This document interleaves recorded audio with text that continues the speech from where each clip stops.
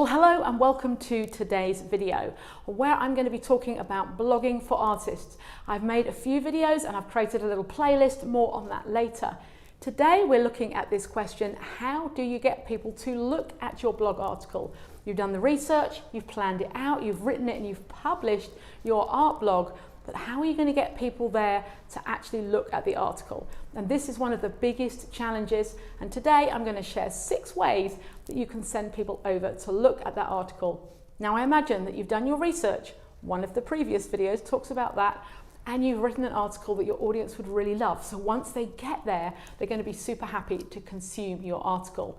And if you're sitting there thinking, this is the first video I've watched, maybe I need to backtrack and watch the others, then don't forget to check out the link below this video to the playlist where I've got a couple of other videos taking you right back to the beginning of blogging for artists. Now, as I said before, I still believe that blogging is a medium to long burn, great marketing strategy for artists. So if you are wondering what you should be doing to market your art now and in the future, then this could be a great strategy for you. If you're not sure about marketing at all, then don't forget to check out the video links below where I give you some more ideas of marketing videos that you could watch. But right now, we're talking about blogging. Welcome back to my channel. My name's Sophie and I help artists just like you to set up, market and grow a highly successful business doing what you love. And on this channel, I share things all art business related. So if you'd like to learn more tips and tricks on how to build your profitable business, then you're in the right place. Don't forget to subscribe to my channel and hit that little bell to get notified every time I post a new video. So let's dive into how to send people to your art blog. Now, I've come up with 6 ways. Of course, there are many, many more, but I've tried to find things that I think are quite good if you're starting out, or something you might be doing as a marketing strategy already, or things that are sort of fairly at the beginner end of marketing, because there are other ways that you can do it, but they're a little bit more advanced. So I thought it'd be good to start with the simpler stuff. Okay, so to begin with, we need to look at where you are on your art career. Do you have a large follower base? In which case you can write an article probably aimed at that follower base, and they're going to be happy whatever you write because they love you, they follow you, and they're going to read it no matter what. But for a lot of you watching, and probably the majority of you watching, you might be starting out, you have a smaller audience, and actually you need to make sure that you do what I've been talking about in the previous videos. You need to research and make sure you write an article that people are looking for already. It's being searched for on Google, on YouTube, on Pinterest, wherever. People are looking for that topic, and you're writing an article from your viewpoint on that topic. So you've got to decide which camp you're in. You've got that large follower base, they're going to read whatever you publish. You haven't got a follower base, you need to make sure that you've done the research first. And from there, we're going to look at the 6 things. All right, so number 1 is the SEO. So I've talked about that before, and I just want to remind you how important that is. Search engine optimization, SEO for short. And basically that means that you've researched that blog topic and you've come up with, and I know this, I use this a lot, so please forgive me, it's always watercolors for beginners. I don't know where that demonstration came from, but you've come up with something to do with watercolor for beginners. You've done your research, you've looked at those keywords, those phrases that people might be putting into a search engine to look for something, and you've built a blog article around that keyword that you know has a lot of people looking for. Then that really is the first thing you're going to do. That's the first way to get people to look at your article, is to write one with a really strong keyword in the first place, so that when it gets published, people are already looking for that topic. It's going to come up as a fresh search item and they'll be like, oh, that looks good, that's what I want to read.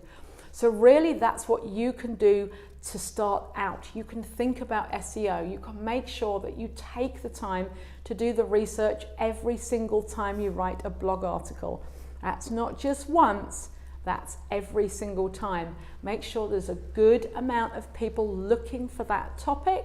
And if you can find what we call a long tail keyword, that means a sentence basically. If you can find a little mini sentence that people are really interested in, and your competition haven't really not written any great articles about, then you have a great winning opportunity at that point. So the first thing you can do, rather than actually going out and trying to send people, is to set yourself up for success from the beginning. So that's the first thing you can do to get people to look at the article, is write with SEO in mind. All right, the next one is Pinterest. It's renowned as being a great, what we call a traffic driver. In other words, it sends a lot of eyeballs, a lot of views to online sites. That could be your website, could be your shop, could be whatever you've done. It's a great opportunity. There are 443 million active users per month on Pinterest right now, and it's likely that your audience is on there, right? If you've done a bit of research into your audience, don't forget to check out this video here on how to find your audience. If you've worked out who your audience are and you already realize that they're on Pinterest, then likely you've chosen to be there anyway. So you might be saying, Sophie, I've already done that. And don't forget as well, we've got a link, I'll put a link below to another video on Pinterest as well if you want to know a bit more about that. And as we know, Pinterest is a really active search engine. Now, I don't know about you, but if I want to find out a recipe, for example, or how to do something, then I go to Pinterest first. If I don't want to watch a YouTube video, a sort of longer form video, then I will go to Pinterest. Now, these days, there's just as many videos come up as a result on Pinterest as pins, but I will be quite often looking for something and I will search in Pinterest. And I'll put in what I'm looking for and then look and sift through the results. Now, if you create a series of pins around your blog article and people again are searching for that topic, they're searching now over on Pinterest, they click on one of your pins and arrive on your blog article. You see how that works?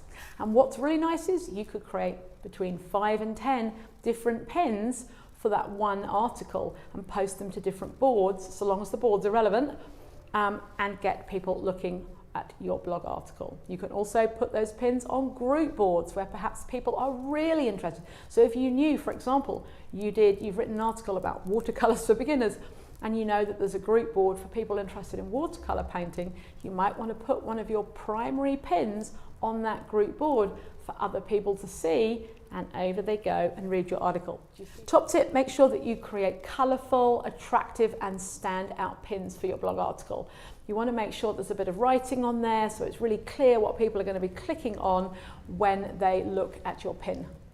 So the next one obviously is YouTube. You're on it, right? It's a search engine. Again, people are looking for information, but this time they want the results in video format. So there's a couple of things that you could do here. You could create a short teaser video where you just introduce the topic and then you can say you want to read my whole blog article, then go over here and read that. We have to bear in mind though that people who watch videos very often like to watch videos. So you might also just make a longer version. You might put a very similar video that's similar to the written form so that people have that choice, and you can embed that video over on your blog.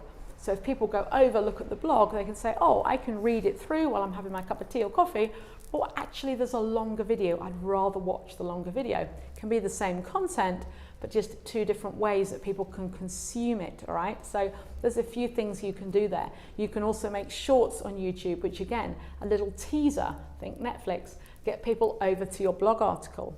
All right, the next one is for those of you who have a marketing budget already, ads. So the other way to get people to see your art blog, of course, is to play the ads game. So dependent on what platform you use a lot of, if you're on Instagram a lot of the time, you might want to run some ads on Instagram or Facebook, or you're going to use Pinterest or YouTube, or you might run some Google ads. Again, this is probably not for total beginners, although simply boosting a post on Instagram is pretty easy to do. You might make a little carousel post about your article, and then you might boost that and get some eyeballs that way. So additional benefit of running ads to a blog article versus running ads to a landing page where you're asking people to sign up to your mailing list, or you're asking them to buy your online course, or you're asking them to purchase artwork. Right? The difference between sending people over there and sending ads to simply an article is you'll likely pay less. You'll probably get more eyeballs. It will cost you less per click or view to send them to a blog article than it will to send them to a page where people have to sell. It's just the way the algorithm works. So it could be, again, a great way to start, just kind of dipping your toe in the ad water. So the next way that you can send people to your art blog is using PR. Perhaps you've written an article on a trending topic or a hot topic, something that people are talking about.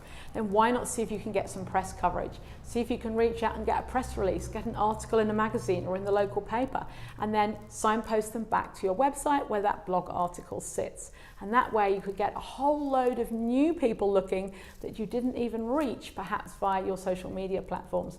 So it's really good to mix up the strategies. Don't just rely on, oh, I'll put it on Instagram and see what happens. You know, if you really want to get a lot of people looking at the blog, you're going to need to change it up and do some different things. And PR is a great strategy to do that. So the final way to get people to look at your art blog is guest blogging. Now this is a great way, again, to get in front of a brand new audience. You can offer to write another article that perhaps complements or leads onto the one that you've written, and you write it for a third-party blog. You write it for a blog who has the same audience as you do, but obviously offers something a little bit different. They might have ideally a larger audience to you. They perhaps also have a great mailing list. They send out to their mailing list, hey, we've got a guest article, we've got a guest blog written by this particular artist, go over here to read it. Now this can be a reciprocal thing. You can ask them to do the same for you. They write an article for you, you send that out to your audience, adds value.